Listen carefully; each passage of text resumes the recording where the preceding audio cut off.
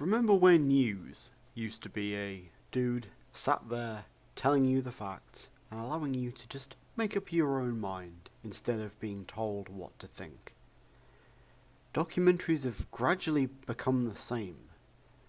So damn many aren't informative. They're not educational. They're just pure, unadulterated propaganda. And for the record, I hate that word and I don't throw it around a lot. Many are just plain stupid. Anything, for example, about flat earth or creationism. Then you have those that are really dangerous, like this year's plandemic. And then there are those that are just plain sick. So, is this an interesting look at the Sandy Hook tragedy, or a tasteless propaganda piece perpetrated by the far-right tinfoil hat wearers? So, this is sick. It's almost 3 hours promoting the conspiracy theory, alleging that the tragedy at Sandy Hook is a hoax designed to increase popular support for gun control. Think about that. Take all the time you need.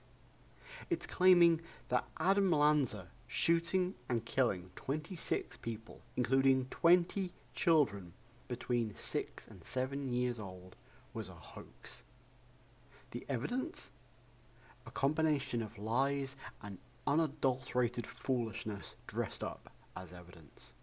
Anything real? Absolutely not. Just wretched conspiracy theorists and gun lobbyists spouting rhetoric in the worst possible taste. 26 people died, and this is your contribution? This is beyond sick. I award We Need to Talk About Sandy Hook 0 out of 10. Anyone who takes this as anything but offensive fiction is either highly biased or limitlessly stupid. Rant time. How could anyone consider gun control a bad thing exactly?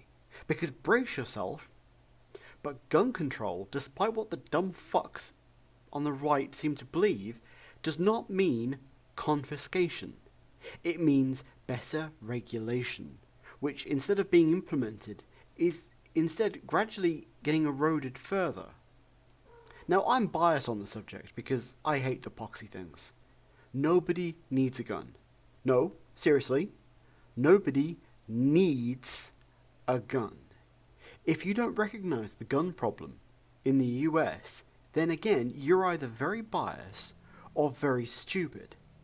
Daily shootings, regular mass shootings, and far too frequent school shootings. But hey, it's all worth the sacrifice, right? So that you can take your semi-automatic weapon when you go and get a Starbucks. Here in Britain, we don't have the shootings. Do you know why? Because we don't have the guns. If we had the same gun laws as the US, we'd have the same problems. So stop saying it's not the guns that are the problem. It clearly fucking is. Folks point fingers. Blame here, blame there. It's Marilyn Manson, it's rap music, it's violent movies, it's the influence of violent video games, when the reason behind all these shootings is really obvious. So look at it like this. First of all, we have the US healthcare system that is a complete farce. Mental health issues are rampant, but as they can't be treated, or in many cases even diagnosed, people are walking around not getting the help they need. Then, of course, you have a country where its media perpetuates division, hatred, hate the left, hate the right, hate immigrants, hate African Americans, hate the police, hate Muslims, hate BLM, hate Antifa, and around we go. And then finally, in that very same country, firearms are so freely available, people can get them very easily, even from the same stores as they get their groceries in some instances. So to summarise, the US is full of people with severe mental health issues not getting treated. They're being told to hate various people and minority groups around them, and they have easy access to firearms. What the fuck did you think was going to happen? So, what did you think of this sick propaganda piece? What's your take on gun control?